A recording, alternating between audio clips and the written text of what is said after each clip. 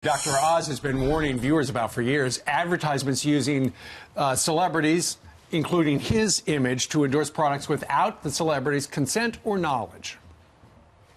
My best efforts. There are still thousands of products sold online. They claim to be associated with me. So I decided to go face to face with a scam artist, using my name to dupe you. Good for you. Dr. Oz is one of many celebrity victims, and in his new op-ed, he takes on these deceptive marketing tactics, and now the Federal Trade Commission is finally doing something about it. Here now to discuss it is the host of the Dr. Oz Show, Dr. Oz. So, Dr. Oz, they've been doing this for years. How did you first discover that people were using your name to sell products? Way back when I was doing the Oprah show, we started seeing scam ads claiming that Oprah and I were selling this weight loss supplement or that skin cream or this thing for erectile dysfunction, which is awkward for her to sell. And you start to look at these things and say, well, how will we even get our names out there? This can't be right. And if I was on Fox and Friends and watched a commercial and you had my name in here, I could quickly call you up. You have to take it down. That's Sure. the rule. That's not the rule on the Internet. The rule on the Internet is I got to find out who they are. They don't tell you who they are. They actually literally hide the names. You have to do the legwork. You can't do the legwork. They literally hide the sources. That's why here's the big story.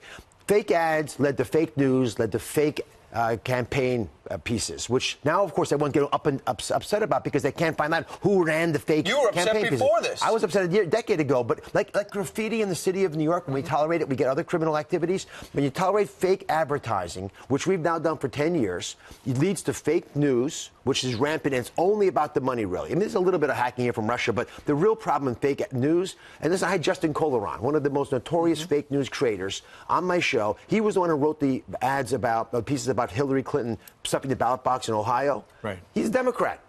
He was a Democrat hurting a Democratic candidate. It was about just the all money. about clicks. It's just So how do you fight Google? How do you fight all these big advertisers that are putting these products on their sites? Well, first of all, you get the FTC on your side. When the Federal Trade Commission says $179 million settlement against a particularly egregious scammer, someone who I busted into their offices in San Diego after I'd taken them out for a while, and rifling through their offices, you see these guys are con artists at every level. Well, when the FTC takes their own investigation and gets these guys, which God bless them for doing this, you take down one of the most notorious ones. Other people might watch now and start to pay attention. But the bigger story is we have to force the major companies that serve these ads, the Googles, the Facebooks of the world, to disclose who these people are. I at least should be allowed to defend myself. Right so now, what happened? Well, what happened was these guys were bad apples. I went after them. We shut down for a couple of weeks after the embarrassment because, I print...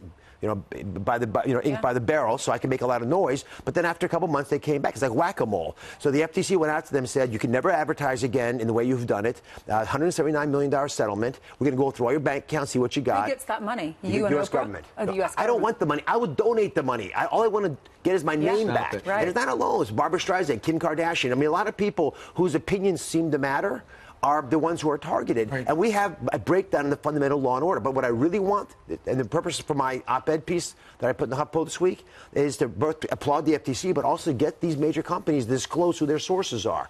And if we don't shut down the money trickling into fake news and fake advertising, we're not going to stop the process. So, Dr. Oz, are you saying if some congressional lawmaker is watching right now, this would be a good thing to turn into a law? It would be a very wise move to make, and we're going to have to do it at some point. Let's do it early enough that we stop the perversion of the system. We've got to clean the neighborhood up. I'm surprised that large internet companies haven't done this themselves. Especially Dr. Oz. He could be, if it was celebrity is one thing, but you're a doctor, so they feel as though you cleared it. So they could deal it with a clear conscience. And the products they're buying are not only fake, they're dangerous at times. We've found all kinds of toxic... No standards. But obviously, if they're going to lie about my name and my being involved, they're going to lie about what they put in there. Right. And all that money's being built by consumers because they get your credit card and they just charge it and they charge it and they charge it. Right. And this is an example, I think, of how the law has been used wrongly. We have protected these large companies for 20 years because it was a nascent business, treating internet companies like they're fax machines, not responsible for the content on them. We have to change that. And there is no excuse in America anymore. And I would rather it happen through private solutions because I don't think the government's very good at making these rules. Yeah. But at some point, there needs to be enough pressure put on that we get better answers. Yeah. It works. But Dr. Oz, normally you'd be in bed right now. Thanks for getting up early and telling everyone what's going on because your show doesn't start until a little while longer, right? Actually, I have Sharon Tate's sister on the show today.